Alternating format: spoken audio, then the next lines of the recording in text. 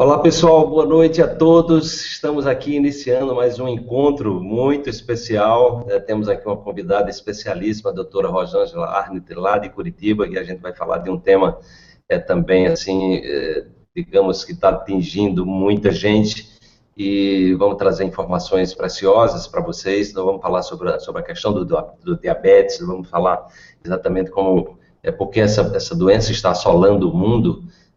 E como é que a gente pode ter um estilo de vida que a gente possa ter uma reversão natural e possa se prevenir, na verdade, dentro de uma lógica de uma medicina preventiva, né, e de promover saúde. Mas antes disso, vocês que estão chegando aí, vão se apresentando, vão deixando os nomes de vocês.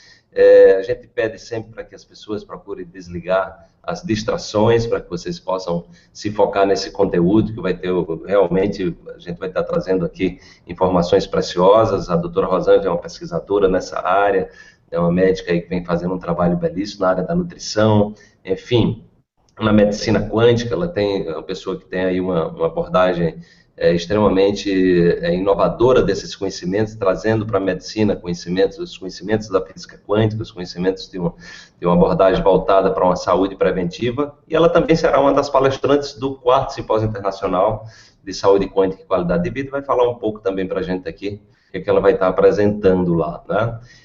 Então vocês podem ir desligando aí, fechando as abas também que normalmente a gente, quando está ligado em computador, tem muitas conversas paralelas. Então a gente orienta sempre que você procure se focar, deixa o telefone no silencioso, ou desliga o celular, enfim, deixa o WhatsApp aí no silencioso. E eu já estou vendo aqui, a gente já tem mais de 200 pessoas aqui online com a gente, né? Nesse momento, e nós vou dar as boas-vindas aqui à Cláudia, né? A Cláudia, olá Cláudia, tudo bem lá de Joinville, em Santa Catarina? A Beta Soler, lá do Rio de Janeiro. Temos aqui também o Portílio Costa Maria, lá de Piranhas, em Goiás. Temos também a Lisiane, de Balsas, lá no Maranhão. Temos aí o João Afonso, de Curitiba, no Paraná, seu conterrâneo aí, Rosângela. A Deuvair Miller, lá de Palhoça, em Santa Catarina. Temos também chegando aqui a Rosa, de São José dos Campos, de São Paulo. E também chegando aqui a Miriam Passos, de Salvador. Então, muita gente aí do Brasil todo, que bom, é sempre bom a gente... a internet hoje possibilita esse intercâmbio, que a gente possa levar conteúdos de qualidade, não só para o Brasil, mas para fora do Brasil. É comum que a gente tenha pessoas de outros países aí também nos assistindo. Estamos já chegando aqui o Marco Serpa, de Belo Horizonte, em Minas Gerais. Então, a proposta desse trabalho é exatamente a gente estar trazendo conteúdos de qualidade, conteúdos que apontam para um novo paradigma científico capaz de olhar para esse ser humano, que somos nós, de maneira integral, né? Nós temos hoje uma situação de adoecimento crônico preocupante na humanidade, no nosso país, né? As expectativas para os próximos anos, infelizmente, são as piores das doenças crônicas, né? E nós temos ainda um modelo que é dito de saúde, que, ao nosso ver, é um modelo ultrapassado, porque a própria lógica do remédio, né, do remédio, remediar. Então, as pessoas nós estamos dentro de uma cultura de remediar problemas e perdendo a oportunidade de olhar para esses problemas, para uma enfermidade, para uma situação que nos acomete, de desarmonia, como uma oportunidade da gente se transformar numa pessoa melhor, da gente ter um estilo de vida que promova a saúde, e também ter um estilo de vida onde a gente se previna, a gente não vá para um médico só quando adoece, né? Porque nós temos na nossa cultura essa lógica de você, quando adoece, só procura um médico quando adoece. Se você procurar um médico que está só dentro da linha dessa lógica do remédio, do medicamento, que ele não tenha uma formação para olhar para você, há uma grande possibilidade que você passe o resto da sua vida doente, né? Porque se você toma um medicamento que tem a capacidade de agredir o seu corpo em função dos efeitos colaterais, por não ser algo que faz parte da natureza, então, e que você também não olha para as causas do que está lhe acometendo, é natural que você volta para casa com muitos medicamentos, com muitos exames, mas você continua fazendo tudo o que sempre fez, você continua tendo hábitos que não sejam saudáveis de alimentação, ou hábitos ligados à sua forma de pensar, ou a crenças limitantes, ou histórias do passado que você pode estar remoendo aí, ou seja, num processo de sofrimento, de dor, e não tem medicamento capaz de estagnar o sofrimento de um ser humano, né? Na verdade, o sofrimento a gente tem que ter a coragem de investigar, e a gente precisa de profissionais que nos ajudem, que tenham esse olhar mais amplo, que nos ajudem exatamente a investigar o que está por trás de um sintoma, de algo que se manifesta, e que, se a gente tem esse olhar mais amplo, nós vamos ter a oportunidade exatamente de sair desse ciclo de adoecimento, né? E esse tema que a gente está trazendo hoje, do diabetes, realmente preocupante. Eu estava conversando aqui em off com a doutora Rosângela, e antes de iniciarmos o nosso bate-papo, eu vou ler aqui um trecho do livro do Gabriel Caus. O Gabriel Caus é um médico americano que participou, foi um dos palestrantes do último simpósio que nós organizamos em São Paulo, e ele, assim, tem tido resultados incríveis na reversão do diabetes com alimentação viva, né? Ele tem um programa voltado para isso. E no livro dele ele traz umas informações estatísticas que eu relendo esse livro, resolvi compartilhar com vocês, só para que vocês tenham uma ideia da gravidade dessa enfermidade chamada diabetes, que acomete cada vez mais pessoas no mundo, né? Então, vou ler alguns dados aqui só para a gente aquecer esse nosso início de conversa aqui, antes que eu chame a doutora Rosângela. Então, ele diz o seguinte: segundo informações publicadas no Diabetes Atlas da Federação Internacional do Diabetes em dezembro de 2006, ele afeta atualmente um espantoso número de 246 milhões de pessoas em todo o planeta, ou seja, acho que mais em torno da população brasileira, né? Tendo 46% delas manifestada a doença entre 49 e 50 anos. Cálculos anteriores subestimaram a extensão do problema. Estima-se que o total de pessoas com a doença irá saltar para 380 milhões nos próximos 20 anos, se nenhuma providência, ou seja, se as pessoas não mudarem seu estilo de vida, se a gente não tiver uma política verdadeiramente de saúde. O diabetes, sobretudo o tipo 2, afeta hoje 5,9% da população adulta mundial, com quase 80% em países em desenvolvimento, né? A Organização Mundial de Saúde alerta que as mortes decorrentes da doença irão aumentar globalmente em 80% em algumas regiões nos próximos 10 anos, né? Segundo informação de 2007 da Organização Mundial de Saúde, em 2025 as maiores taxas de incidência ocorrerão em países em desenvolvimento, onde o número de diabéticos crescerá 150%. Tá? Sem ações para neutralizar, calcula-se que em 2005, né, já passou, os gastos voltados para o investimento com as doenças chegarão a 396 bilhões de dólares. Isso quer dizer entre 7% e 13% do orçamento de saúde destinado só ao diabetes, né? E aí ele traz o ranking dos países mais desenvolvidos, em desenvolvimento, né? Nós temos a Índia, que entrou nesse processo adotando a alimentação ocidental, em primeiro, China em segundo, terceiro, Estados Unidos, e o Brasil, isso em 2000, em oitavo lugar, o Brasil, com 4,6 milhões de diabéticos. A perspectiva para 2030 é que a Índia continue em primeiro lugar, a China em segundo, os Estados Unidos em terceiro, só que os Estados Unidos caindo um pouco, porque eles estão caindo a ficha, esse modelo de saúde, digamos assim, equivocado. Ele nasceu nos Estados Unidos, mas os americanos estão andando rápido numa mudança de consciência. E o Brasil, que estava em oitavo lugar, deve chegar no sexto lugar, com 11,3 milhões de pessoas com essa enfermidade, né? Então, são dados preocupantes, que mostram a gravidade do problema, né? Deixa eu pegar outro dado aqui. Nos Estados Unidos, deixa eu ver aqui. Nos Estados Unidos, em 2000, 1 em cada 3 bebês corria o risco de desenvolver esse tipo de doença, né?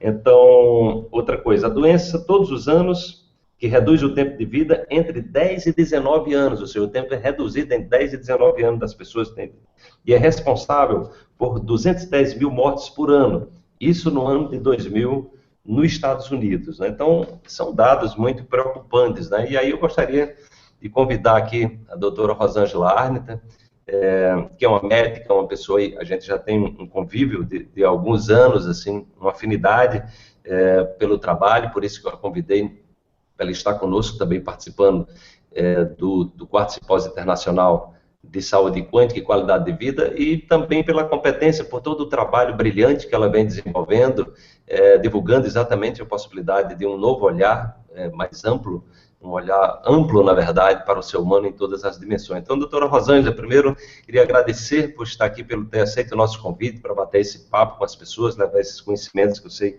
que são transformadores, e gostaria que você falasse um pouco em relação a esses números e como é que você, dentro da sua larga experiência, como é que você está vendo esse cenário hoje do diabetes no Brasil e no mundo. Boa noite.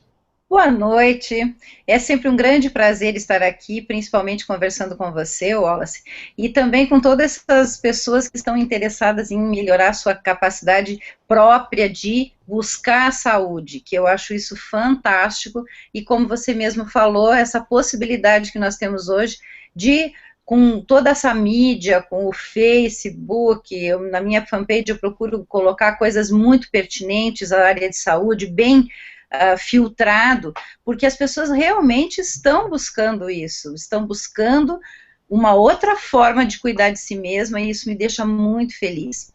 E eu estou muito feliz também, muito até lisonjeada de você ter me convidado para a gente participar junto aí do simpósio e nosso bate-papo de hoje, que eu tenho certeza que vai ser muito legal. Veja bem, eu acho que até é muito importante tudo isso que o Gabriel fala, mas eu acho que talvez nós precisamos dar uma olhada um pouco atrás disso. Por que tanta gente tendo diabetes? Então, nós sabemos que o grande problema é o sobrepeso e a obesidade. E o sobrepeso e a obesidade vem de uma coisa chamada síndrome metabólica. Então, nós temos que buscar lá atrás o que está desenvolvendo o diabetes tipo 2 tão acelerado hoje em tantas pessoas. E aí você vai ver que sobrepeso e obesidade, um trabalho bem recente, de 2013, foi publicado no Lancet, agora em 2014, mas fechou em 2013, 188 países foram avaliados, e nós estamos lá com 2 bilhões e 100 milhões de pessoas obesas, entre sobrepeso e obesidade no mundo. Isso é uma coisa, é tão alarmante esse número, quando você pensa que a síndrome metabólica que leva essas pessoas a fazerem sobrepeso e obesidade é a grande causa de doenças graves como o diabetes tipo 2, que é o topo, né, a coisa, é o que mais acontece no sobrepeso e obesidade, o desequilíbrio metabólico da insulina, fazendo com que a pessoa faça a resistência à insulina e leve ao diabetes tipo 2. Então, quando você pensa nisso, e mais, quando você pensa que nós temos hoje adolescentes, adultos jovens com diabetes, nos últimos 10 anos, que a pesquisa do Gabriel tem 10 anos, nos últimos 10 anos aumentou assustadoramente, especialmente no Brasil. Nós temos, entre meninos e meninas, o aumento de 27% em 1980, tinha 27% de meninos e meninas obesos no Brasil, entre sobrepeso e obesidade. E hoje nós estamos com 42% no Brasil, pesquisa recente. Então, realmente, esses dados assustam. E está na hora de a gente colocar, eu vou dizer, como a gente falava antigamente, a boca no trombone, né? Eu acho que as pessoas nem sabem mais o que é trombone. Mas eu acho que é muito importante hoje que a gente levante essas questões e que a gente consiga mostrar isso para as pessoas, porque é muito grave e é alarmante essa possibilidade do diabetes tipo 2 levar a tantas outras complicações. Porque quando as pessoas pensam em diabetes, as pessoas pensam só no açúcar no sangue.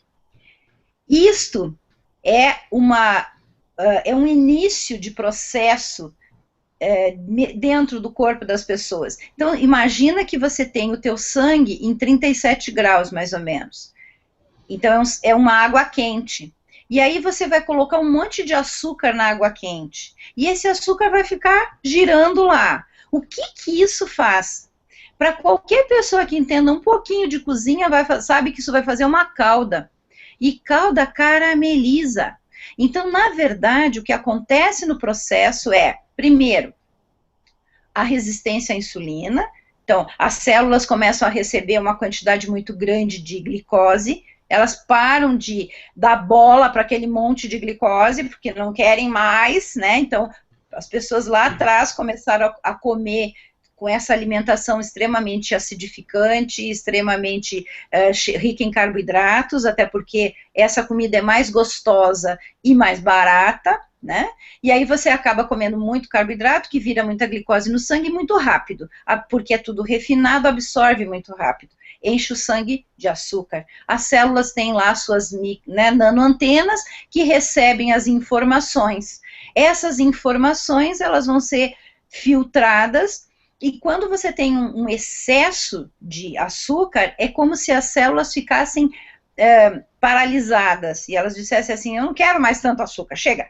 E aí elas param de sinalizar. Então, a insulina vai chegar lá, que é a sinalizadora da célula, vai bater na porta e a porta não vai abrir. Aí, o que o pâncreas pensa? Ele pensa que está faltando insulina, porque tem muito açúcar no sangue. E aí ele começa a produzir mais insulina. Aí você aumenta a quantidade de insulina no sangue. Insulina, tem que lembrar que é um hormônio altamente oxidativo. Então, essa já é uma complicação. Você vai ter um hormônio que vai encher o teu organismo de radical livre. E ele vai pipocar em várias outros órgãos, como tireoide, adrenal, e vai atrapalhar a função de outras coisas também, em grande quantidade. Nós precisamos ter a quantidade certa dela. Mas a célula está lá dizendo que não quer mais saber de açúcar, então ela não deixa a insulina funcionar. Aí você aumenta a quantidade de insulina, faz hiperinsulinemia. Essa hiperinsulinemia vai chegar um momento que a célula vai ficar faminta, vai deixar a insulina funcionar. Neste momento, como tem muita insulina e muito açúcar, a célula abre, entra rapidamente o açúcar dentro da célula. Esse açúcar, como ele não pôde ser bem utilizado, e o nosso metabolismo tem que dar conta desse monte de caramelização do sangue, essa acidez toda no sangue, essa glicose vai ser transformada no fígado em gordura para guardar. E isso vai ter um momento em que vai acontecer mais rápido. E então a pessoa comeu, criou todo esse processo, ela não sabe, não está se dando conta. De repente, cai a taxa de açúcar no sangue rapidamente. O que acontece com essa pessoa? Vontade de comer de novo. E aí essas pessoas vão ter compulsão alimentar. E compulsão alimentar por novos carboidratos. É isso que realmente acontece. Eu estou tentando explicar para as pessoas entenderem o processo de você ficar diabético. Aí, o que vai acontecendo nesse processo? Isso vai acontecendo uma pré-diabetes, porque o pâncreas começa a ficar cansado de produzir tanta insulina. E ele vai chegar um momento que vai entrar em exaustão. E aí é que você fica com um processo de diabetes que começou lá atrás. Começou com alteração de hábito de vida, como você mesmo falou, com a alimentação errada, começou com você acordar o gene, porque nós estamos lá geneticamente a possibilidade do diabetes, mas nós não nascemos para ser diabéticos, nós nascemos para ser saudáveis, mas aí a gente mudou o hábito de vida, ficou sedentário, que é uma das coisas que aumenta a resistência à insulina, aí você comeu errado, aumentou a resistência à insulina, aí você tem todo o processo emocional, né, porque nós temos toda a questão da pessoa, por exemplo, comer muito para compensar problemas emocionais, você tem o processo da pessoa comer muito para se esconder atrás de uma capa de gordura, né, isso também acontece. Tudo isso faz essa bola de neve. E isso vai levar os pacientes, né, essas pessoas, a chegar neste momento em que elas vão descobrir que estão com aumento da insulina, mas a insulina não funciona, não está funcionando direito, aumenta a glicemia, fez a caramelização. Isso leva as artérias ficarem endurecidas. É aí que mora todo o perigo. todas as complicações do diabetes passam por isto, pela microangiopatia, que começa nas pequenas artérias, elas vão ficando endurecidas e vão perdendo a maleabilidade, a capacidade de circulação, e por isso você vai ter o problema no fundo do olho, que é uma microcirculação, você vai ter a doença no cérebro, que é microcirculação, né? Então você vai ter os microinfartos cerebrais, aí você vai ter o problema no pé, vai fazer o pé diabético, vai fazer a necrose, porque é uma microcirculação, a extremidade, aí você vai ter o problema do rim, a insuficiência renal, é microcirculação, entendeu? Então, quando a gente pinta essa forma de entendimento, fica mais claro para as pessoas o que elas têm que fazer.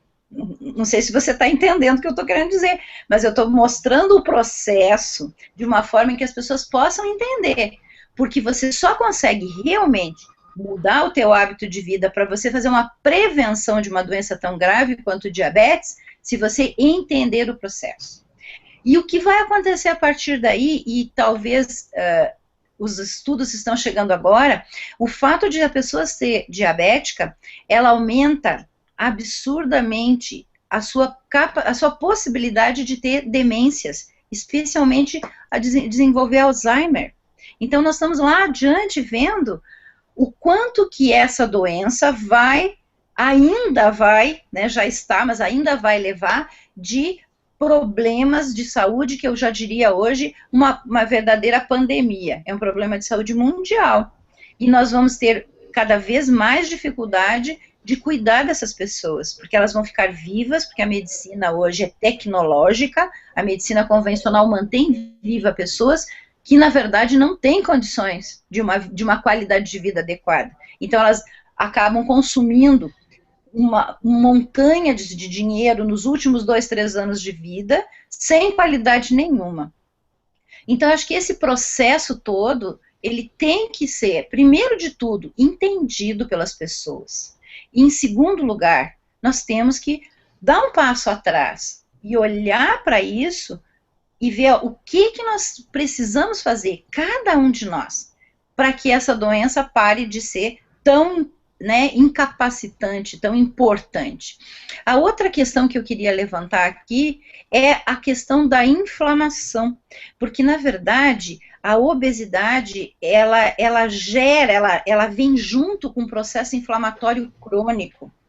E o diabetes também passa pelo processo inflamatório crônico. Então, esse processo todo que eu estou falando, tudo isso está gerando naqueles adipócitos lá, que são as células de gordura, está gerando uma concentração ou uma produção alta de citocinas e de adiponectinas, de coisas, de secreções que o nosso adipócito faz e libera na corrente sanguínea, que são altamente pró-inflamatórias.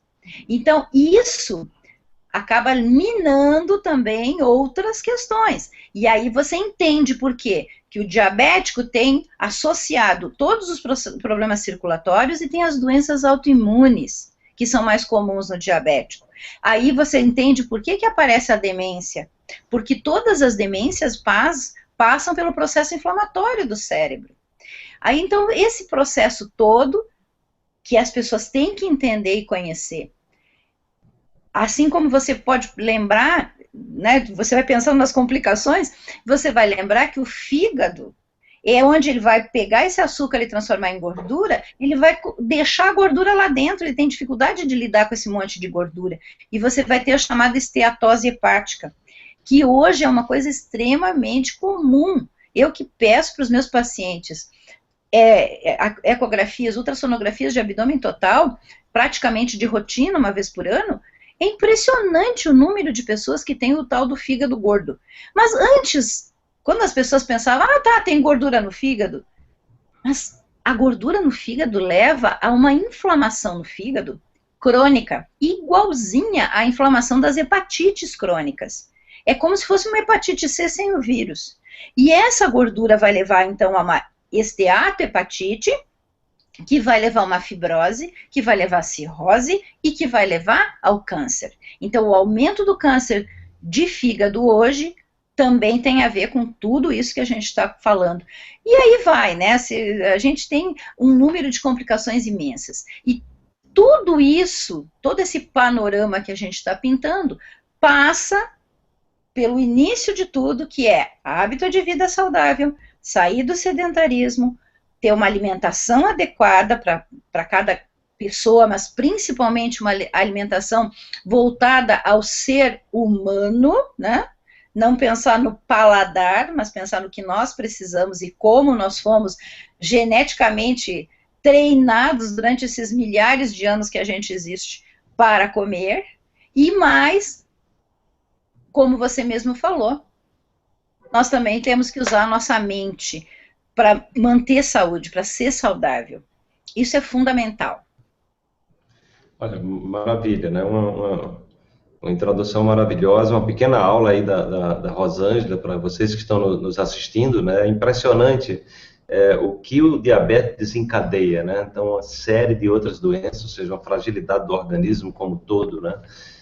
Rosângela, o que eu gostaria que a gente, nessa nossa conversa, o mais importante exatamente dentro de uma lógica de prevenção das doenças e promoção da saúde, né? A gente pudesse dar nome aos bois, né? Ou seja, dar nome aos bois, o que é que está por trás.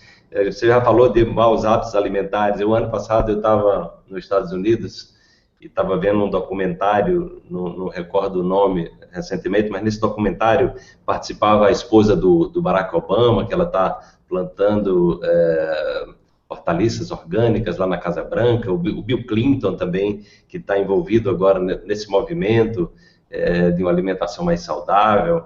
Enfim, eu tive contato, inclusive, com congressistas americanos que estão levando a meditação para dentro do Congresso e levando uma proposta de uma mudança alimentar radical na população americana, porque você falou aí, o índice de obesidade, de pré-diabetes e diabetes nos Estados Unidos é assustador, né?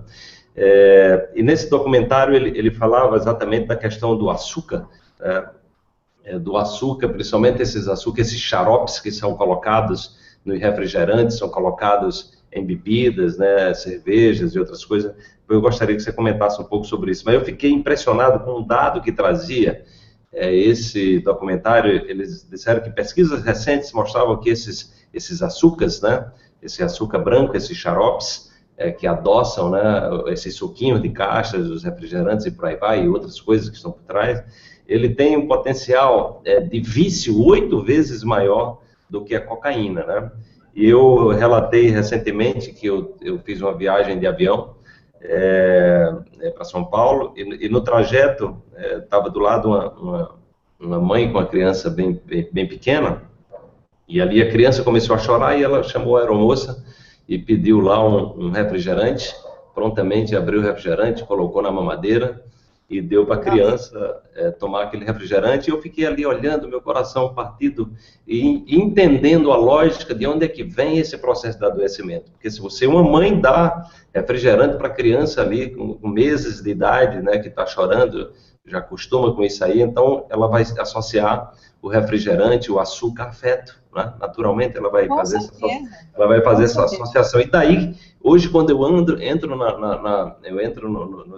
restaurante, por exemplo, eu fico realmente assim, impressionado que quando a gente adquire um nível de consciência alimentar e sabe o quanto é agressivo o refrigerante, depois eu gostaria que você falasse também da cerveja, né?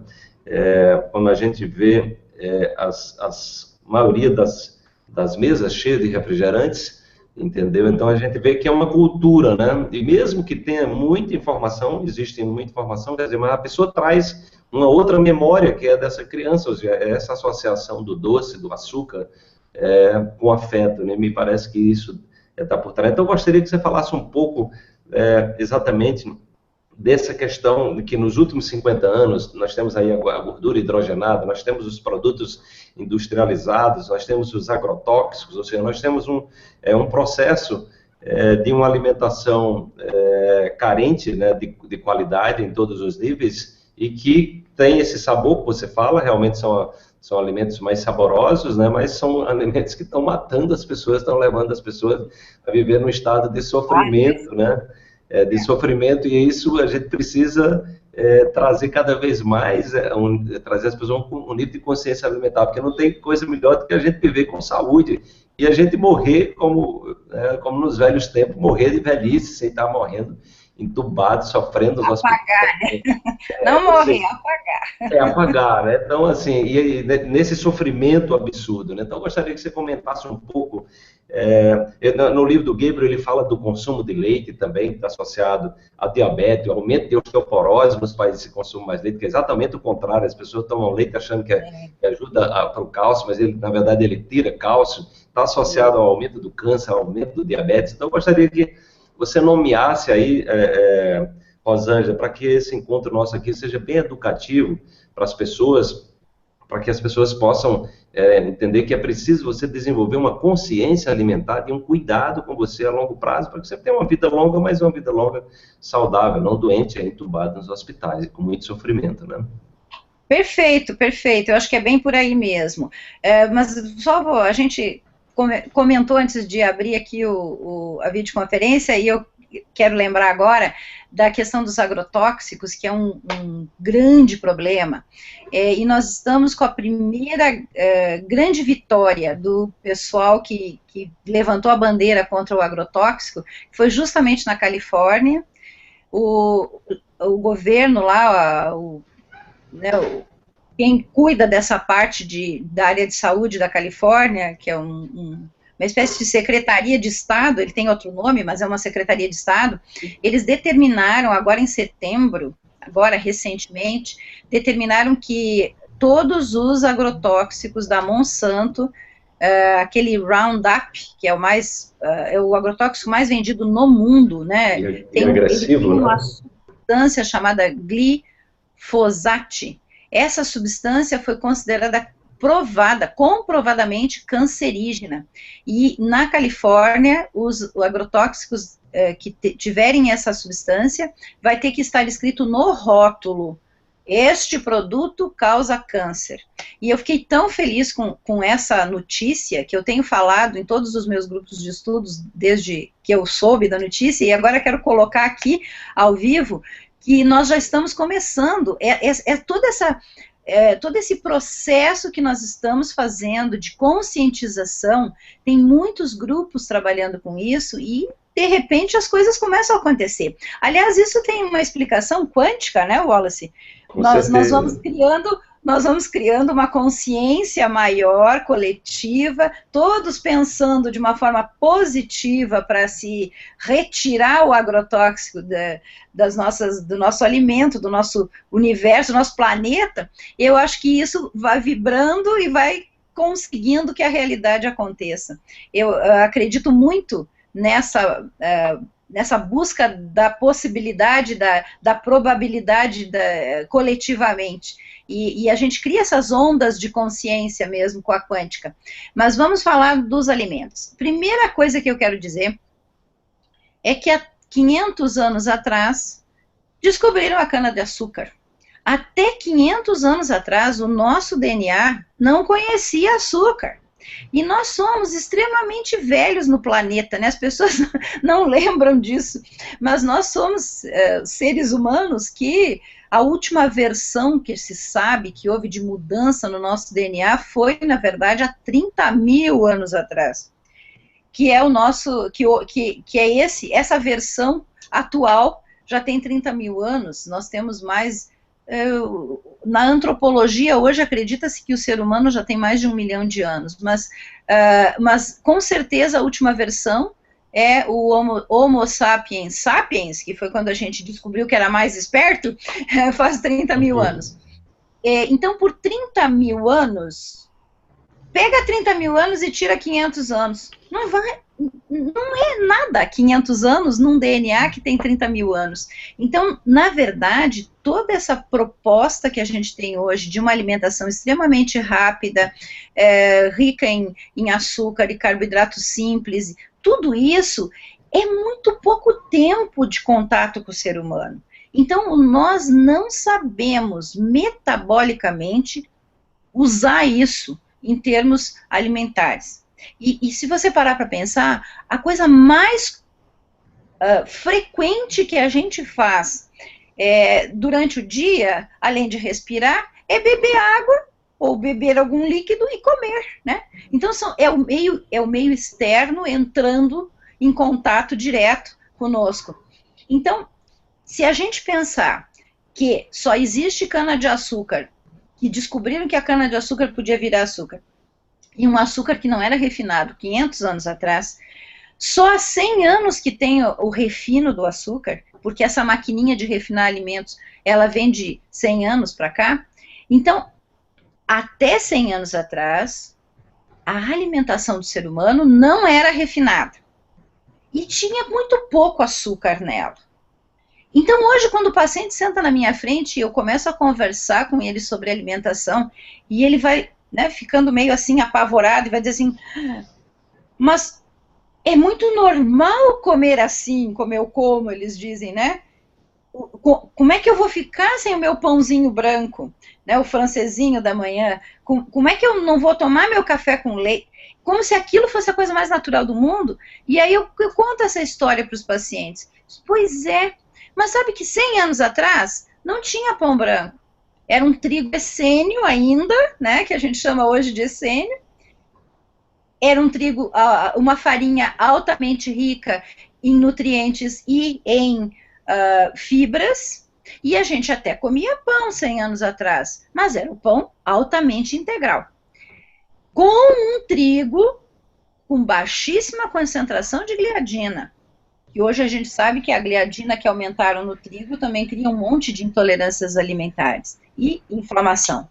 Mas então, vamos começar com esse propósito de entendimento. O açúcar não era refinado.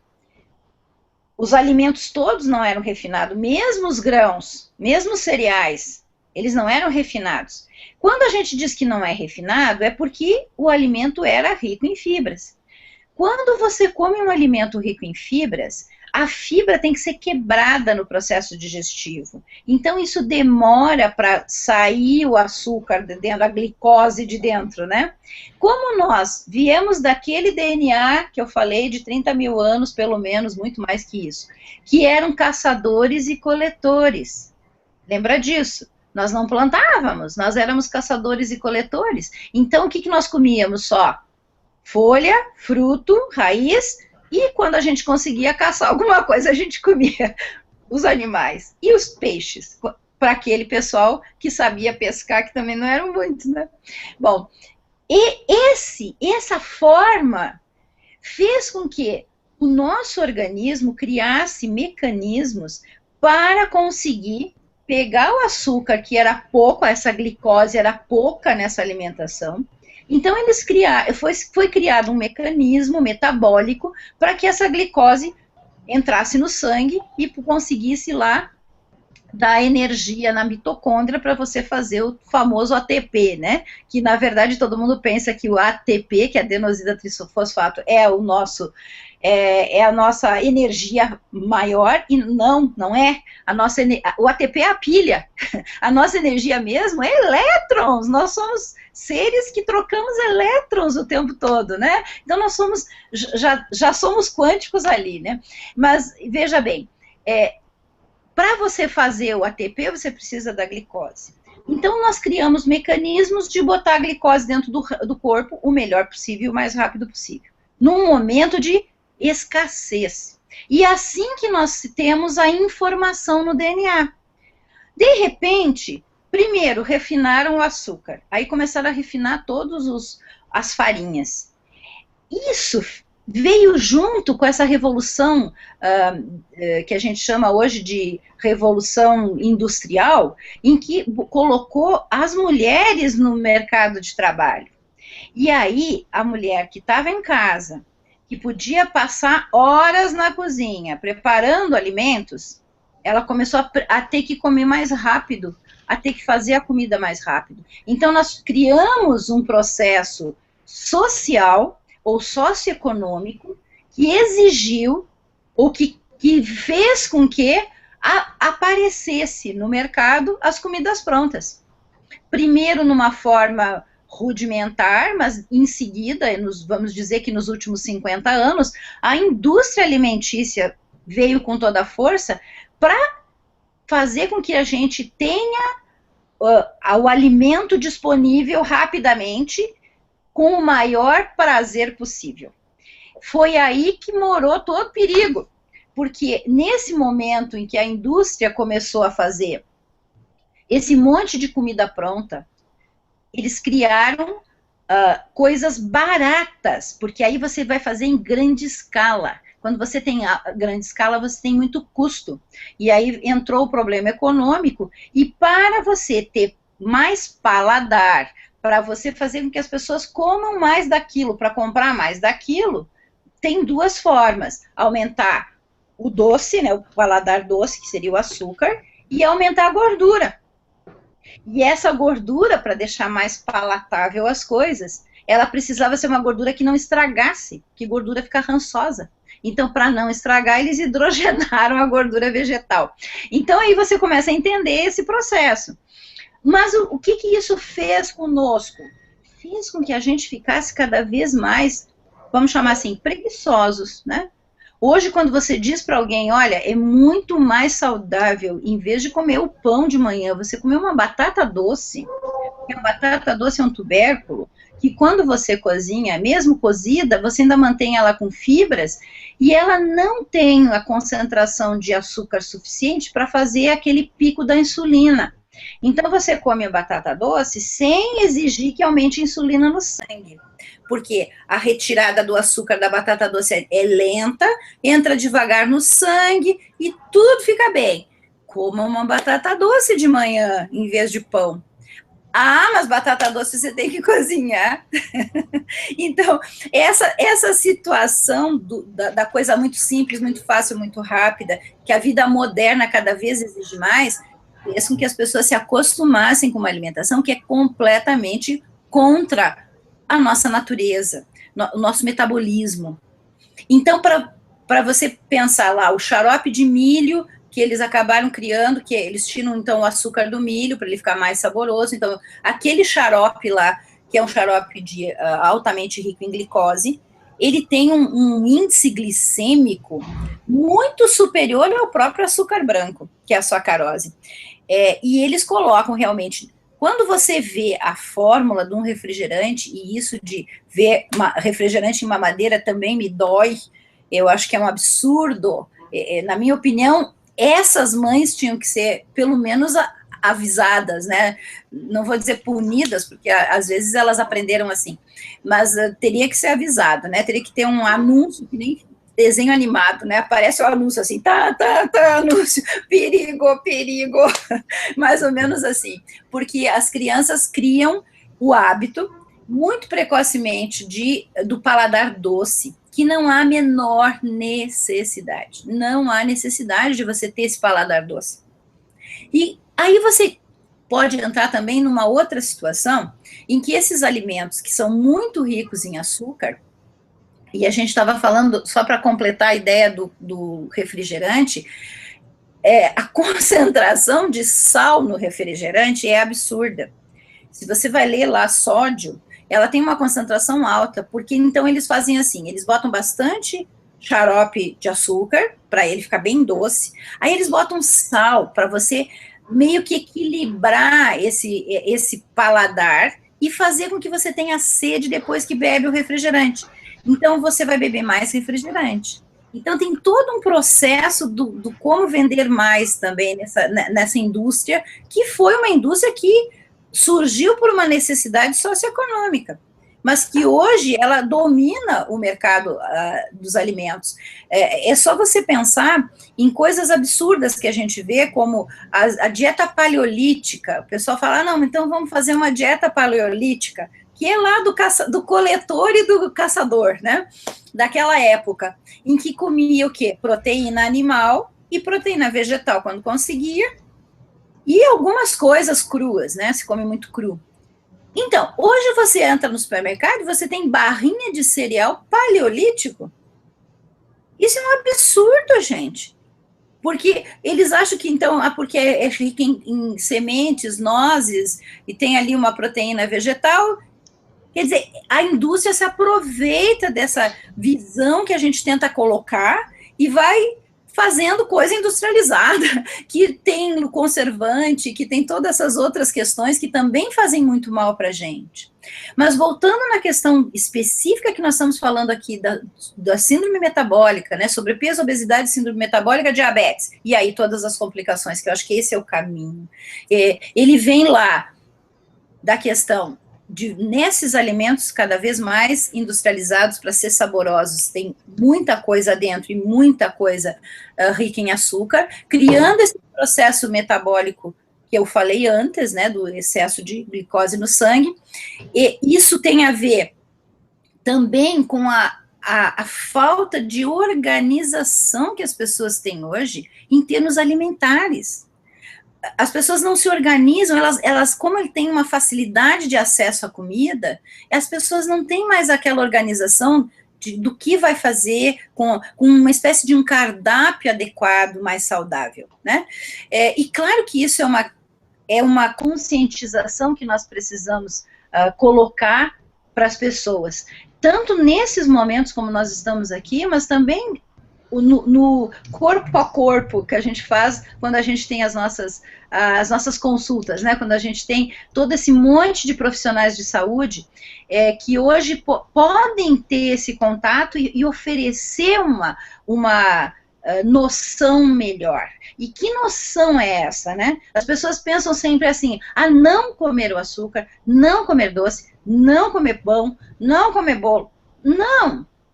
A gente tem que pensar ao contrário, a gente tem que dizer assim, o que deve comer, o que pode, porque quando você pega uma folha e bota uma lista de alimentos, com mais de 60 alimentos simples, fáceis ali, e que a pessoa pode escolher dentro daquilo, que é uma forma de você dar uma orientação alimentar, que eu chamo de alcalinizante, que eu acho que é hoje a ideia do acidificante, do alcalinizante, passa muito bem pela questão de saúde, que é fundamental, né?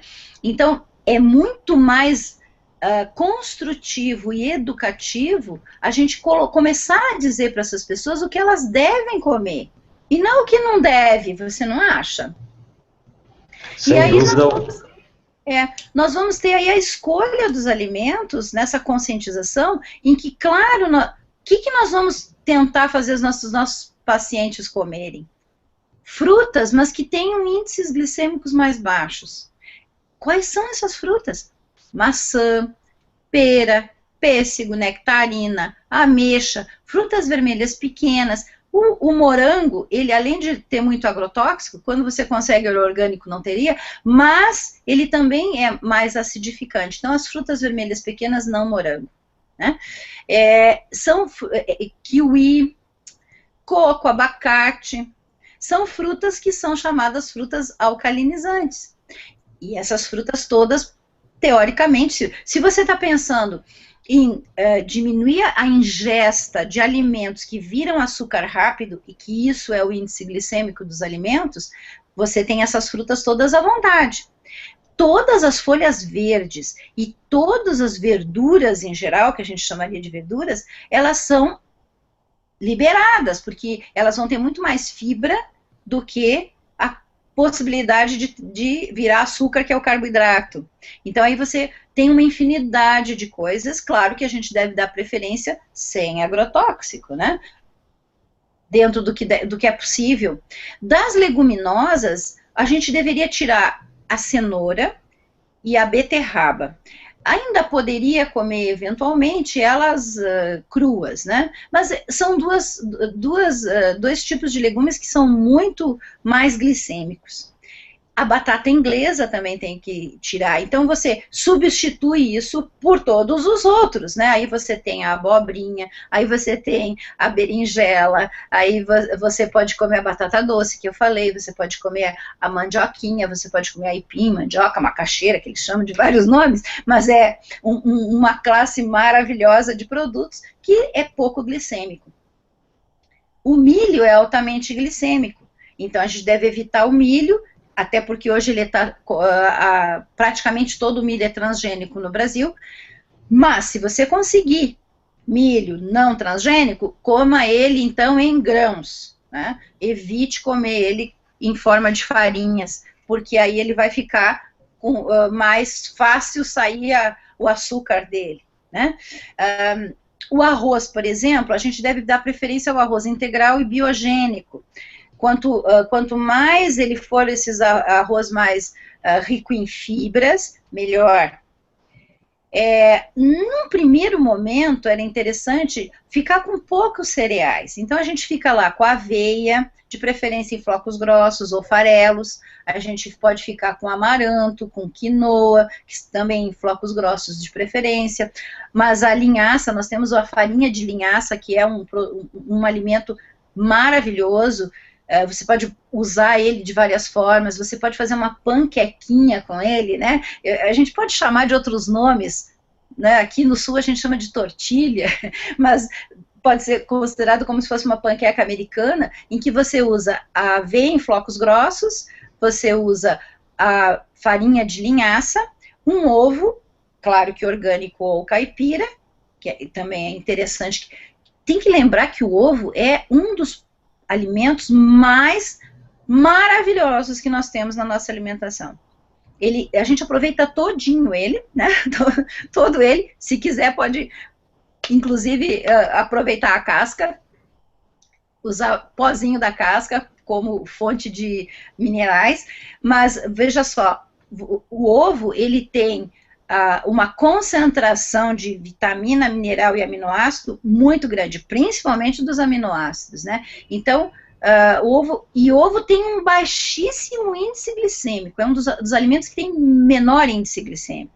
Então, o ovo, você coloca um ovo e você pode colocar ainda uma colher de sopa de alguma coisa que dê uma liga, né? Uma liga. Então, pode ser um iogurte, desses iogurtes que a gente faz em casa, porque é muito mais saudável o iogurte que você faz em casa, e você então vai utilizar um iogurte natural desses que faz em casa. Você pode pegar uma colher de sopa de um requeijão de búfala, né, que o leite de búfala é um leite muito mais muito melhor para a gente consumir do que o leite de vaca, e nunca a gente deve consumir o leite de vaca in natura, né? A gente não deve usar o leite, a gente pode usar alguns desses, desde que não tenha alergia alimentar para a proteína do leite, a gente pode usar alguns desses lácteos que a gente chama, e de preferência pode ser o de búfala, ou pode ser até cabra, que também a gente tem algumas coisas, aqueles requeijões. Mas a gente pode também usar a ricota feita com tofu, né? É um tipo de tofu que parece uma ricota. E isso também dá para ser usado, que é uma excelente forma de comer a soja. Também o cuidado da questão do transgênico. Mas, como eu digo, a gente vive num mundo complicado e tóxico, então a gente tem que fazer algumas escolhas nessa hora. Mas olha só, essa tortilha, você só mistura tudo, põe numa frigideira dessas que não precisa de gordura, ou põe um azeitezinho ali de girassol ou de oliva, e você cozinha ela de um lado e de outro. Em 10 minutos fica pronta. E é uma delícia. E é baixíssimo índice glicêmico, altamente alcalinizante. E você pode fazer isso como um café da manhã. Tomar um chá, tomar um suco, desse suco verde que a gente bate, né, as folhas no liquidificador, pode tomar água alcalina. É tanta opção, né? Quando você para olhar para esse nosso lado, é muita opção, mas depende de você ter, primeiro, a força de vontade. Segundo, é fundamental, você tem que ter organização para isso. Você tem que ter ido nos lugares certos para achar o produto sem agrotóxico, ou pelo menos as coisas mais indicadas. E é isso que acho que a gente precisa começar a mudar. Mudar essa crença, que é uma crença coletiva, do fácil, do rápido, do abre a lata, do abre o pacote, né? Uhum. Então, em termos assim, de uma dieta alcalinizante, o que faltou dizer aí é o seguinte: nós ainda teríamos para comer todas as sementes, essas que a gente falou, que são nozes, castanhas, isso aí tem que cuidar as alergias alimentares, mas é altamente nutritivo. Hoje tem pesquisas seríssimas mostrando que nós precisamos de em torno de 300 a 400 miligramas de DHA, que é essa gordura saudável, né, por dia na reposição, para que a gente envelheça o cérebro mais devagar, para a gente proteger a fluidez da célula cerebral. E isso a gente consegue nessas castanhas, a maior fonte é essa. Seriam esses tipos de semente de girassol, e aí vai, né? Tem uma lista grande, ainda bem que tem uma lista grande disso. Com e certeza. A gente pode comer. E na parte das proteínas, a proteína mais acidificante é a proteína da carne vermelha, né? Então a gente, de preferência, não comer carne vermelha, e se comer, por exemplo, os tipos sanguíneos tipo O, que são praticamente os mais carnívoros e até precisam comer a carne vermelha eventualmente para manter níveis de B12 e outras coisas, esses comeriam assim uma vez por semana, cada 15 dias, a carne vermelha. E usar as proteínas animais, então, que fossem aves e que fossem peixes e os frutos do mar, que também, principalmente os peixes, são muito saudáveis, desde que sejam escolhidos também, né? A gente está morando num planeta tóxico, mas eu acho que o peixe, hoje a gente pode dizer que o peixe é alcalinizante, que já foram feitas as pesquisas. Eu acho que a gente tem uma opção alimentar muito boa, nós podemos comer fora de casa, isso eu tenho mostrado para os meus pacientes, você pode ir num buffet, e você tem as verduras, e você tem o arroz integral na maioria dos buffets, hoje você tem o peixe, quer dizer, hoje nós temos essa possibilidade também, porque já está crescendo essa busca pela alimentação mais saudável, então claro que isso cria um mercado, e é claro que vai ter as pessoas que vão fazer a parte delas para oferecer, né, para esse mercado. Então eu acho isso fundamental.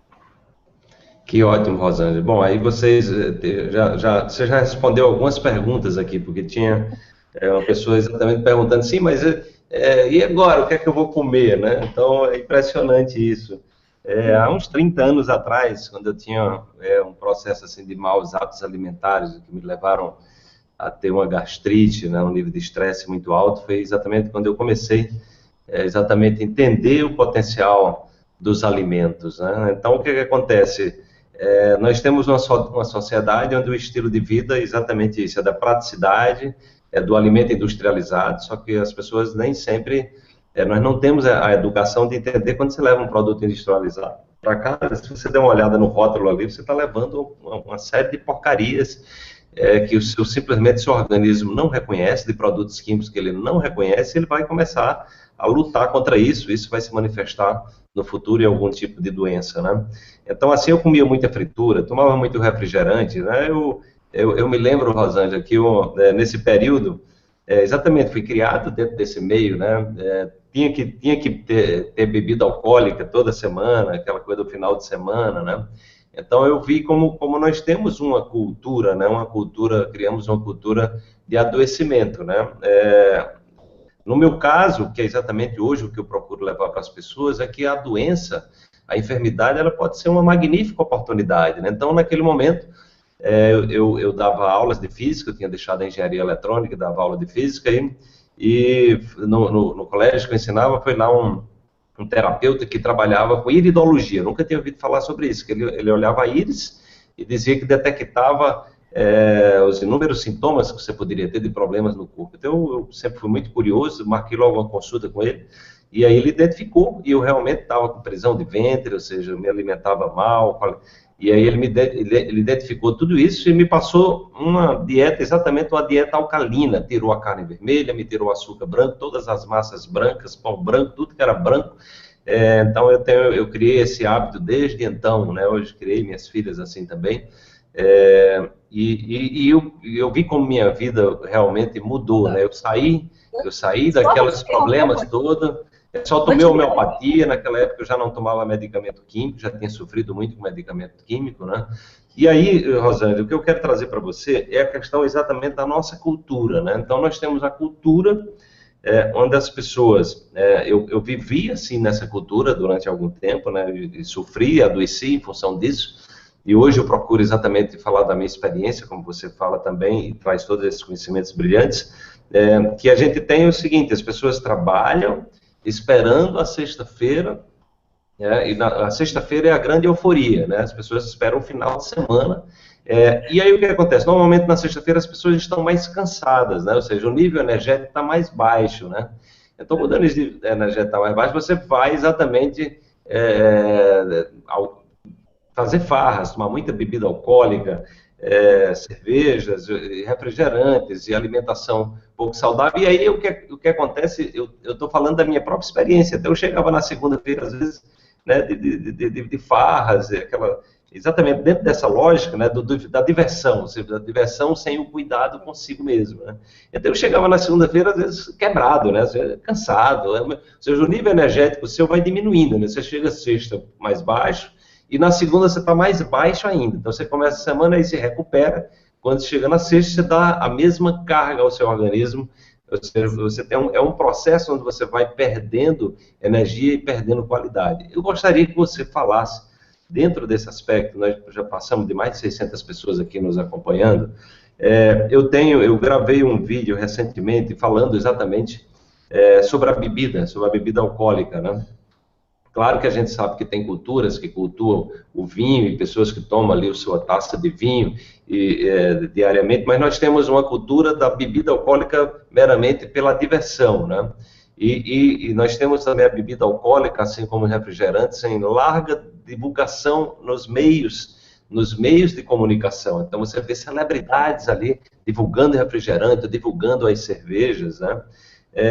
E eu gostaria que você falasse um pouco sobre isso aí, porque nós estamos trabalhando essa coisa de uma cultura, um pouco sobre o álcool. Como é que é o efeito do álcool no organismo, doutora Rosângela? E fale um pouco da cerveja, que já que é a bebida mais popular, mais barata que nós temos, e aqui o brasileiro mais consome, não só no Brasil e no mundo. Quais são os efeitos, né, dessa bebida? O que é que ela tem a ver também com a questão da obesidade, o que ela tem a ver com diabetes? Porque eu depois que deixei de beber e descobri o prazer de não beber, né? Então eu sou uma pessoa muito feliz porque aprendi a não beber, ou seja, me satisfazer de outra forma. Eu quero também propagar essa cultura, que a gente pode ter prazer, se encontrar com as pessoas, conversar sobre coisas maravilhosas, sem necessariamente ter o álcool por trás, né? Principalmente quando em alta escala, como é muito comum, né? Eu já fiz isso, e como eu me sentia ali desenergizado, né? E como hoje eu percebo que eu tenho um final de semana, eu termino o final de semana com muito mais energia do que eu comecei, porque eu aproveito, eu vou para uma praia, eu faço contato com a natureza, me alimento melhor, ou seja, cuido melhor de mim. Então a gente pode ter um processo onde a nossa energia pode estar aumentando e não diminuindo e não adoecendo, né? Para chegar aí a partir dos 50 anos, né, como é muito comum, as pessoas entram nesse processo de adoecimento crônico e não conseguem sair mais. Então eu gostaria, já que nós temos essa coisa da cerveja como uma bebida nacional, muita propaganda, bem como refrigerantes, eu gostaria que você falasse um pouco do ponto de vista educativo, o que é que o álcool provoca no organismo e o que é que a cerveja provoca no corpo, a nível de contribuir para que a gente não só diminua a nossa energia, mas também que a gente tenha uma qualidade de vida não boa e também comprometa a nossa saúde. Com certeza, vamos falar sobre isso.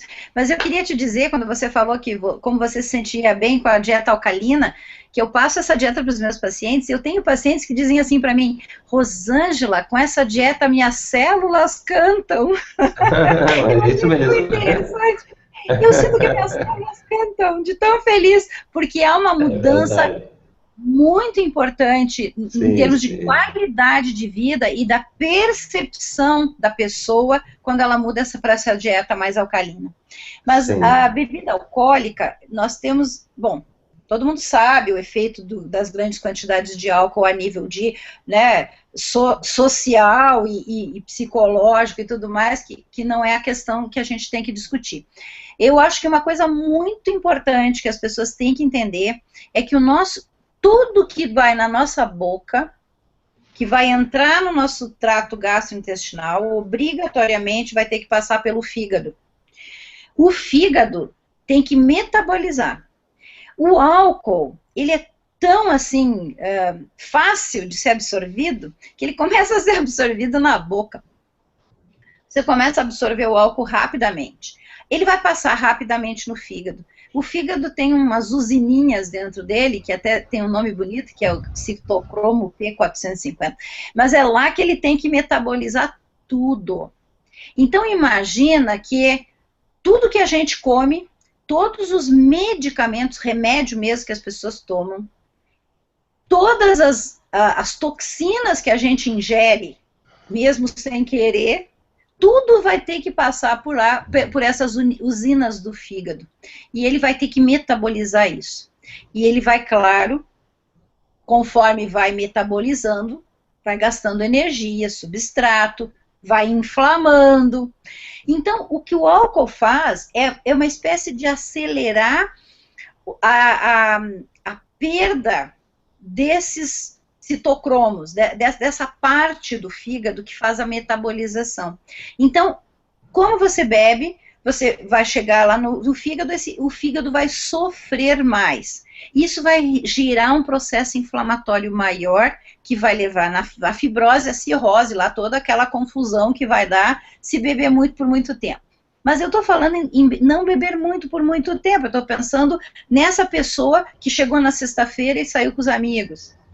Então, se ele começar a tomar essa quantidade de álcool numa quantidade maior frequentemente, vai acabar tendo problema com essa metabolização. Então, a primeira questão é, eu vou perder capacidade de metabolização ao longo do meu tempo. E o meu fígado não é eterno, né? Ele vai ter que continuar metabolizando e eu vou perdendo a minha reserva. Então, eu vou chegar lá adiante na minha vida com menos capacidade de metabolizar tudo, inclusive os meus alimentos. E isso é uma questão que as pessoas não lembram quando estão, né, vamos brincar de novo, né, vamos dizer, quando bota o pé na jaca, ninguém lembra, né, que vai ter que pagar o preço, como acontece com o cigarro, que perde a reserva pulmonar e vai pagar esse preço, né? Isso acontece no fígado.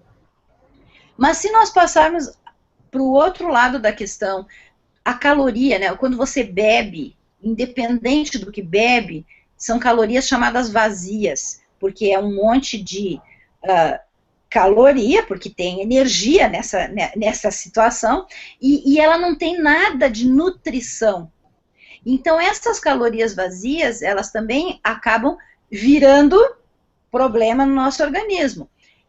O pior de todos é justamente a cerveja, porque mesmo que essa cerveja seja sem álcool, porque às vezes as pessoas dizem, mas eu então vou passar a beber sem álcool, é muito rico em carboidrato. E aí você tem altas concentrações de açúcar, rapidamente, né? Toda aquela história que eu falei antes. Então, alta concentração de açúcar. Se for com álcool, pior ainda, porque eu tenho alta concentração de açúcar ainda com a caloria vazia e ainda com o álcool para ser metabolizado. É só você prestar atenção na barriga da cerveja. Todo mundo que tem aquela barriguinha, né? O pessoal chama de barriga da cerveja. Todo mundo sabe que cerveja vira gordura visceral. Aquela barriga da cerveja é síndrome pré-metabólica.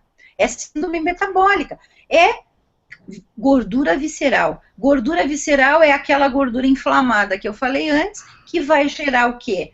Todas as complicações, levando a problema cardiovascular e a diabetes. Então, já está associado até na população em geral a ideia da cerveja fazer a barriguinha, que é a gordura visceral, levando a doença cardiovascular e a diabetes.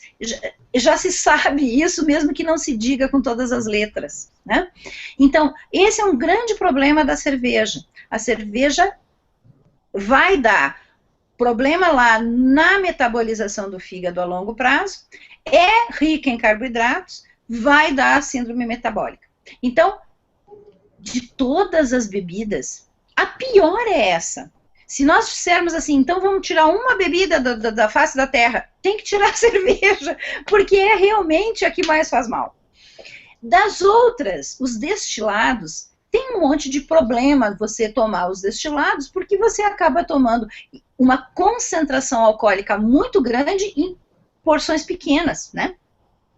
Você tem a concentração de álcool de uísque, de outros, desses outros destilados é muito alta. Então, a lesão é muito maior a nível hepático. E depois tem todo o resto, porque essa questão a gente está falando mais no fígado, mas o álcool em geral, ele faz vasodilatação no primeiro momento, depois vai fazer vasoconstrição, então ele altera, só pela ação dele vai alterar a circulação das pessoas também. Ele vai ter uma ação direta no cérebro, então ele é um pró-inflamatório do cérebro, e a gente sabe que as pessoas que têm uma cultura de beber mais vão ter mais demência. O álcool consome muito, isso o álcool em geral, consome muito as vitaminas do complexo B, então vai ter deficiência de vitamina do complexo B, isso faz neuropatia, isso perde bainha de mielina, isso vai com o tempo criar uma porção de problemas nas pessoas também. Então aí também é uma bola de neve, né? Nós estamos tocando em assuntos que são bem, assim, complexos. Vinho tinto seco, então, vinhos em geral. Bom, voltando aos destilados, a vodka, por incrível que pareça, eu já estudei muito isso, a vodka é o único destilado menos pior. Não estou dizendo que é bom, mas é o menos pior. Então, eventualmente, uma caipirinha de vodka sem açúcar, dá para enfrentar. Vinhos. As pessoas, então, ficam com a ideia de como o vinho é rico em polifenóis, é rico em resveratrol.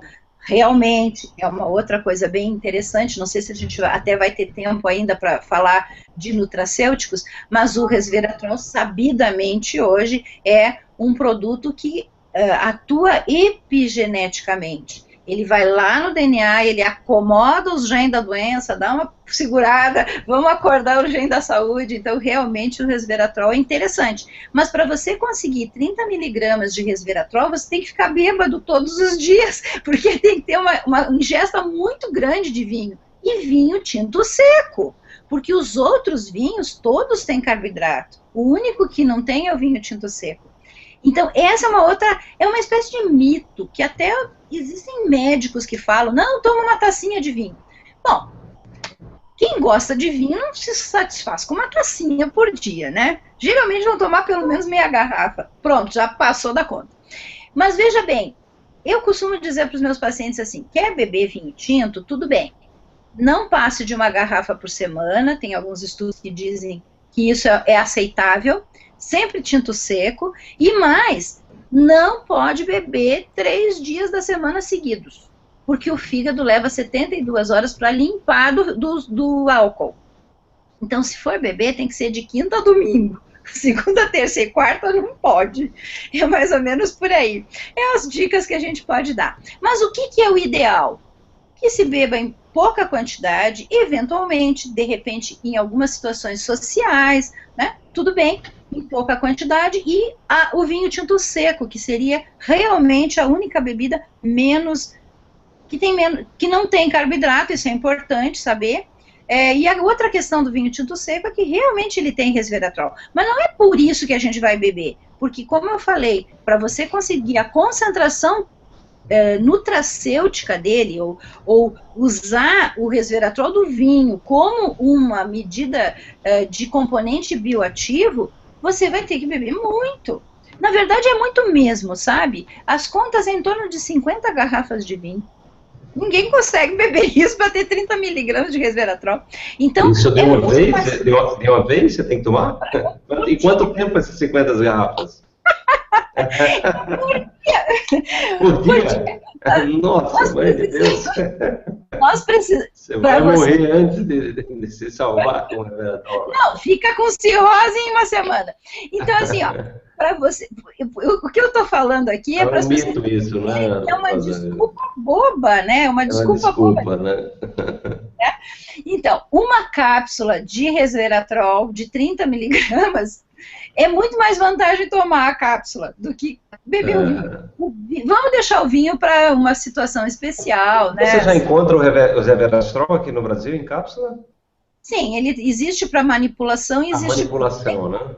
Tem que ter um cuidado, porque a grande maioria do resveratrol que vem para o Brasil não é o resveratrol certo. Né? É que bioquimicamente a gente tem o cis e o trans, né? Ou eles são espelhos. E apenas o cis que é bom, né? Então, teria que ter algum cuidado. Mas existem os bons, existem as farmácias confiáveis. Atenção, tem que tomar o cis, então. Rosângela, a gente já está no final da nossa conversa, que daria para a gente passar horas. Eu pensei que, quem sabe, você não pode... pensei aqui na possibilidade, achei esse tema tão importante, se você... topar, a gente pode fazer um workshop, um espaço extra no simpósio lá. O que você acha disso? Acho que é possível? Perfeito! Nossa, perfeito! Você pode pensar nisso mesmo, nessa ideia aqui, porque as pessoas que estiverem interessadas em aprofundar, a Rosângela será uma das participantes do simpósio, gente, o 4º Simpósio Internacional de Saúde Quântica e Qualidade de Vida, que acontecerá em Brasília. Então você vai ter lá pessoas com essa qualidade, com esses conhecimentos, né? São em torno de 20 palestrantes que estarão conosco em Brasília, 30, 31 de outubro e 1º de novembro. É raro, é um encontro que acontece apenas a cada 2 anos, aqui no Brasil. O último foi em São Paulo, em 2013, esse vai ser em Brasília. E aí você tem exatamente essa oportunidade de ter uma overdose de conhecimentos de altíssima qualidade, para que você possa exatamente saber que existem outros caminhos. Olha, eu tô com minha filha aqui que está amamentando com 5 meses, e a minha neta começou a ter exatamente alguns problemas digestivos, algumas alergias alimentares. Minha filha, eu digo, filha, tira o glúten, tira o trigo da alimentação dela, tira os produtos de origem que tem a lactose, entendeu? E aí o que aconteceu é que ela teve uma mudança fantástica, né? Minha filha se empolgou tanto que está agora começou a fazer tortas, bolos, né? Então ela deixou até o emprego, está querendo investir nessa área, Rosângela. É de tão empolgada, ela gosta muito de cozinhar, né? E eu venho estimulando isso. Mas olha, é uma nova cultura, assim, coisas deliciosas, coisas fantásticas ela está fazendo, tortas, bolos, pães, né?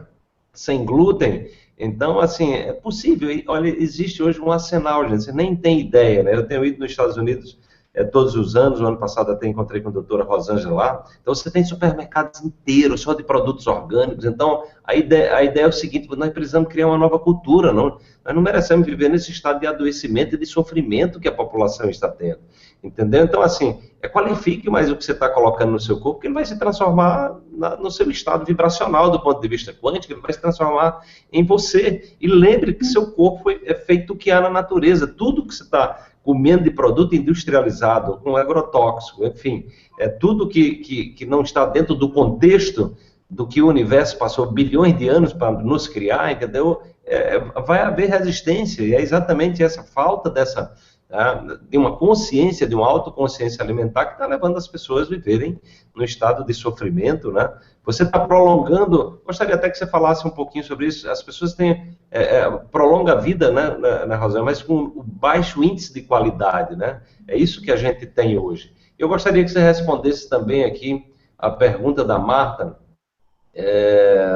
Se a pessoa tiver diabetes há muitos anos, tem como reverter esse quadro? A outra pergunta é: eu sou pré-diabética e o médico diz que se eu fizer exercício eu posso adiar a diabetes por uns 11 anos pela frente, mas que a diabetes já está no meu DNA, mas não tem como fugir. Olha, eu vou dizer que isso aí, a epigenética está dizendo que não é assim. Você pode trazer no seu DNA E se você repetir os maus hábitos alimentares do seu pai, as crenças limitantes dos seus pais, enfim, o que levou eles a ficarem diabéticos, você vai acordar, como a doutora falou aí, você vai acordar aquela genética da doença. Mas se você entrar no outro campo, você vai acordar a genética da saúde. Então isso está completamente superado. Essa questão de pau que nasce torto, morre torto, essa questão da herança genética, isso caiu por terra, né? Mas eu gostaria que você falasse, Rosana, então, dessa questão do exercício físico e que se uma pessoa pode reverter o diabetes mesmo depois de muitos anos, fazendo uma mudança, digamos, radical no seu estilo de vida. Então, eu acho fundamental que se tenha essa visão da possibilidade de você reverter a diabetes. É possível, desde que a pessoa realmente decida sim, porque a primeira coisa que a pessoa tem que ter é esse acessar a possibilidade de, né, que a gente diz. Então, a primeira questão, acreditar realmente que é possível. No âmago da pessoa, que é a mudança da sua crença. E existem hoje nós temos vários tipos de tratamentos, inclusive terapias, que mudam crença, começando com uma muito simples, que é o EFT, né, que a gente tem visto tanto aí ser divulgado, e é super eficaz, né, o EFT. Tem o Psyche, que é a mudança de crenças também, desenvolvida pelo Rob Williams e muito falada pelo Bruce Lipton, e várias outras formas, né, a hipnose consciente, a programação neurolinguística. Então, isso tudo pode ajudar, mas a pessoa tem que usar essa possibilidade mental de acreditar, de que vai acordar, né, como diz o Joy Dispenza, né, você todo dia acorda e cria uma nova realidade para você, um novo eu. Então, segunda questão, tem que mudar o hábito de vida. A primeira coisa é mudar a dieta e é radicalizar. Não pode nem lamber a colher, como eu digo, tem que radicalizar na dieta. Uma dieta que tem que começar para você descaramelizar os vasos, especialmente uma diabetes de longo prazo, para descaramelizar e para diminuir a resistência à insulina, você tem que ficar sem carboidrato pelo menos uns 60 a 90 dias. Você passa por um processo, né, bem radical. Depois você vai apenas comer alimentos altamente alcalinizantes, porque a diabetes é a doença mais acidificante que a gente tem, e vai gerar doenças por causa disso também. A terceira questão é a questão do exercício físico. Existem muitos estudos provando que se você fizer 150 minutos de exercício físico aeróbico regular por semana, não é muito, é por semana, você consegue diminuir a resistência à insulina. Então, de 150 minutos, que é o mínimo para sair do sedentarismo e diminuir a resistência à insulina, até 240 minutos, que é o ideal para você ter uma qualidade de vida maior, é fundamental que essa pessoa se organize para fazer todos os dias o exercício. O exercício físico tem várias vantagens, todo mundo sabe, mas na área metabólica, ele tem essa grande vantagem de diminuir a resistência à insulina, fazendo com que você também faça a tua célula ficar mais perceptível a receber o açúcar dentro, como vai fazer a dieta junto, vai comer de uma forma em que tenha a energia gradual no sangue, então a célula não vai ficar nunca faminta para dar compulsão alimentar, né? Se ela ficar faminta, ela dá compulsão, então não pode dar compulsão. É um jeito de você cuidar de você, que seria, então, comer os alimentos certos nas horas certas, ter uma regra, né, de alimentação adequada e mais saudável. Isso é fundamental e é possível. Nós podemos ajudar, então, nesse processo com os nutracêuticos, que eu estava falando agora do resveratrol, mas existem muitos alimentos que dão nutrientes que podem ser transformados, né? A gente pode concentrar isso em pó, cápsulas, e seja como for, e você pode ajudar o paciente a repor alimentos, a repor nutrientes que vão ser antioxidantes, porque nós precisamos antioxidar esse organismo. Então, com uma boa ajuda, dos nutracêuticos a gente vai favorecer esse organismo, deixar esse organismo mais saudável, porque vai repor os alimentos, vai dar tudo que esse organismo precisa, além da alimentação saudável que essa pessoa já vai fazer, né? Vai ter que ter um horário de sono, e isso é fundamental, porque quando você tem também o tempo de sono, existem pesquisas que comprovam que se você dormir poucas horas por dia, você aumenta o hormônio que te dá fome e diminui o hormônio que te dá saciedade, que é a leptina e a grelina. Então, dormir pelo menos 7 a 8 horas por noite ajuda também nesse processo, é fundamental. Então, você veja que é uma mudança drástica de vida.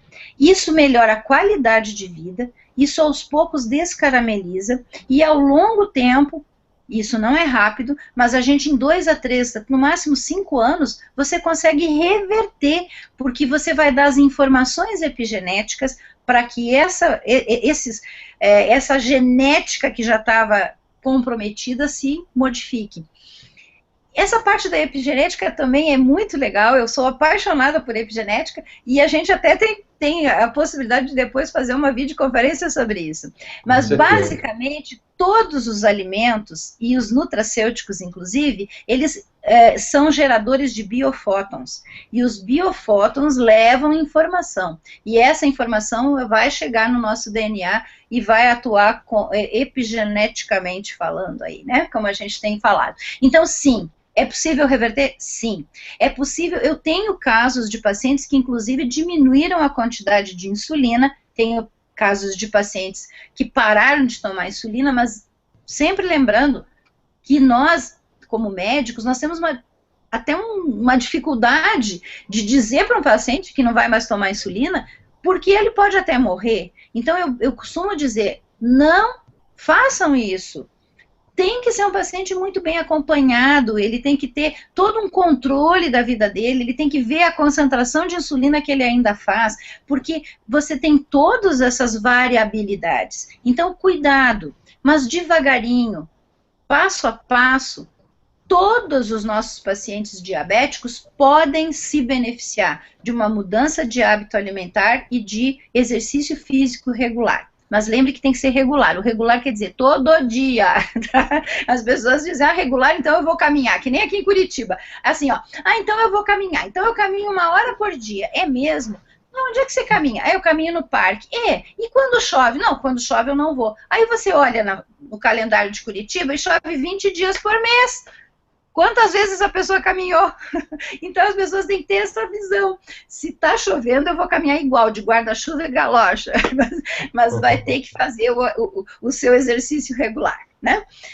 Eu gostaria de dizer também que nós trabalhamos hoje, e há muitos anos, já há mais de uma década, com produtos quânticos, que são essências vibracionais que carregam a energia nos vidrinhos e os frasquinhos.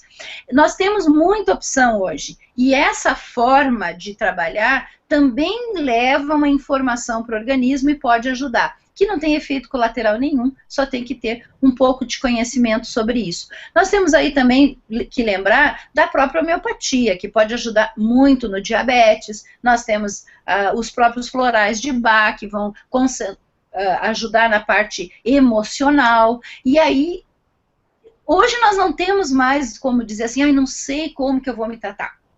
Tem muita gente boa fazendo muita coisa boa, né, Wallace? Com certeza. Rosângela, maravilha. Então, a gente pode pensar nesse tema da reversão e prevenção de diabetes para um workshop lá no simpósio, Rosângela? Pode ser? Claro, eu vou estar lá e vai ser um prazer. Maravilha. Então, pessoal, se você quer se inscrever no simpósio, inclusive se você quiser mais informações sobre a palestra da Rosângela, dá uma olhada na página aí, será um prazer estar lá com você. São 3 dias. No dia anterior, inclusive, no dia 29, a gente vai estar fazendo uma meditação pública na esplanada dos ministérios, em frente ao Ministério da Saúde, para que a gente possa exatamente carregar uma nova energia. A gente está passando um momento de crise no nosso país. Eu costumo dizer que crise é um ótimo momento para que a gente possa olhar para oportunidades, a gente possa olhar para soluções e não só ficar olhando para problemas. As pessoas estão muito nessa onda de de negatividade, tá? E isso também gera doença, isso também fragiliza o nosso sistema imunológico. E eu vou aproveitar, inclusive, essa deixa aqui dessa ideia do convite que eu fiz. A gente não tinha nem combinado isso, foi um insight que eu tive aqui na hora, vendo a qualidade do conteúdo e a importância dessas informações para as pessoas, não só para as pessoas diabéticas, mas para as pessoas que não querem ter diabetes no futuro, já que é uma doença que vem assolando a humanidade, são milhões de pessoas, né? E aí, e você tendo esses recursos, esses conhecimentos, você vai ter a oportunidade de estar lá no simpósio com a gente, ter um contato direto com a professora, com a doutora Rosângela, e ter mais informações, levar para você poder adquirir uma nova consciência alimentar, você levar isso para a sua família, levar para as pessoas, enfim, levar para a sociedade, para você ser, como dizia o Gandhi, a mudança que você quer ver no mundo, né? Exatamente isso que a gente tem pregado. Então, se você se inscrever hoje no simpósio, você se inscrevendo hoje, nós vamos dar exatamente isso gratuitamente para você. Você vai poder participar sem nenhum ônus desse trabalho da Rosângela, que certamente você vai sair de lá com conhecimentos de uma utilidade incrível, exatamente para que você possa levar isso para o seu dia a dia, levar isso para a sua família, para que a gente possa introduzir uma verdadeira cultura de saúde, né? Exatamente isso que eu venho dizendo. O trabalho da Rosângela passa por aí também, e inúmeras pessoas hoje, as pessoas que estão no simpósio, são exatamente as pessoas que estão nesse caminho, nessa busca, os pesquisadores, cientistas, médicos, terapeutas que estão lá, são pessoas que transformaram a sua vida, são pessoas que estão num novo estilo de vida, e que isso é possível porque nós somos seres humanos igual a todas as pessoas. Apenas uma mudança de mentalidade, uma mudança de sistema de crença, uma nova consciência alimentar, e aí a gente passa a ter um cuidado maior com nós mesmos, e nós vamos contribuir para que o mundo seja melhor e que as futuras gerações também sejam gerações também mais saudáveis, mais conscientes de si próprio, do nosso planeta. Então, você se inscrevendo no simpósio, você tem, além desse bônus de hoje da Rosângela, nós estamos oferecendo o Dr. Cícero Coimbra, que é o grande expert hoje também em doenças crônicas, criou um protocolo com vitamina D, né? Nós temos, fantástico o trabalho dele. Nós também estamos possibilitando as palestras, todas as palestras do segundo simpósio internacional de saúde quântica e qualidade de vida, que aconteceu em 2011, aqui em Recife, com o Amit Goswami, enfim, o doutor Alberto Peribanes, Sérgio Felipe de Oliveira, ou seja, muitas pessoas que estão nesse campo com um trabalho realmente extraordinário. E você também vai ter o acesso à feira, a Expo Quanto, que são 2 dias de feira, são 3 dias de simpósio e 2 dias de feira, e você poderá também, durante a feira, ter atendimentos terapêuticos gratuitos. A gente está fazendo parcerias com pessoas que têm credenciais de conhecimento e respeitabilidade em Brasília, para que a gente possa oferecer, no âmbito da feira, ali nos intervalos, quando terminar o simpósio, você pode desfrutar de atendimentos terapêuticos gratuitos. Então, está aí, aproveita, o convite é esse, que você possa estar lá conosco, durante o 4º Simpósio Internacional de Saúde Quântica e Qualidade de Vida. É o maior evento hoje dessa natureza no mundo, e você vai ter a oportunidade de conhecer a mim pessoalmente, a doutora Rosângela, e desfrutar desse workshop com a doutora Rosângela, e levar para você e para a sua família, para a humanidade, esses conhecimentos que tem realmente. A gente que está vivendo isso, o grande sonho é que a gente possa exatamente, no bom sentido, contaminar as pessoas com o nosso entusiasmo, para que vocês possam usufruir de uma vida mais saudável, de um novo estilo de vida, que a gente possa sair completamente desse ciclo de adoecimento, e busque também terapias naturais, não invasivas, como a Rosângela falou, as terapias quânticas, os medicamentos vibracionais. Vocês vão ter a oportunidade de ouvir a Rosângela mais de perto falando sobre tudo isso no simpósio.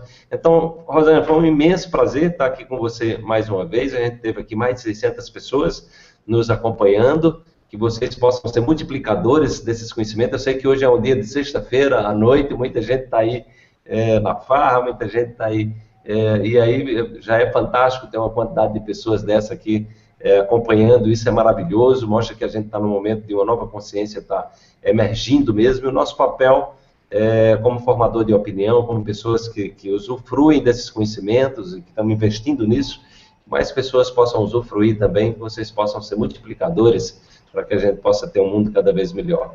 Rosângela, então eu vou passar para você aí para você dar o seu boa noite às pessoas e mais uma vez obrigado pela sua presença aqui, o conteúdo foi maravilhoso, eu tenho certeza que as pessoas vão sair daqui com conhecimentos, com potencial enorme de transformar a vida delas. Olha, então eu agradeço muito poder estar aqui, e eu costumo chamar de corrente do bem.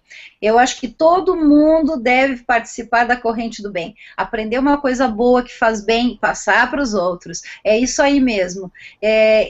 Eu fiz da minha vida, nos últimos anos, fiz exatamente da minha vida a possibilidade de cada vez mais me desprender das coisas e conseguir passar conhecimento. Eu estudo muito, eu sou uma pessoa que busco muito a verdade e eu quero passar isso para as pessoas o máximo possível. Então, para mim um grande prazer estar aqui, podendo conversar sobre um assunto tão sério e sabendo que a gente pode ajudar as pessoas. Muito obrigada. Namastê. Namastê. Então tá aí, você se inscrevendo ainda hoje, vai levar esse workshop, além dos outros bônus, vai levar esse workshop da Rosângela, sobre o diabetes. E daqui a pouquinho, gente, eu vou dar uma continuidade, vou estar entrando aqui no Periscope, como eu anunciei, se você quiser me acompanhar, vou ter um bate-papo aí para a gente fechar essa noite de hoje, no Periscope, lá no @saudequanto.com, você pode baixar, é um aplicativo gratuito, que você baixa no Android, você baixa no iPhone também, e eu vou continuar batendo esse papo com vocês mais um pouquinho, tá? Então me aguardem, quem quiser continuar a conversa, eu vou estar daqui a pouquinho no Periscope, tá bom? Rosângela, um grande abraço, uma boa noite e até o simpósio. Daqui a pouquinho nos vemos por lá e vamos conversar também, pode sair a ideia aí, que eu venho desde 2009, que a gente venho falando com a Rosângela da possibilidade da Universidade Quântica está brotando também, e a gente vai trocar ideias sobre essa possibilidade aí de trazer novidades importantes aí para as pessoas também. Tá tudo para acontecer. Vamos em frente. Um grande abraço, Rosângela. Boa noite. Um grande abraço para você também. Tchau, tchau.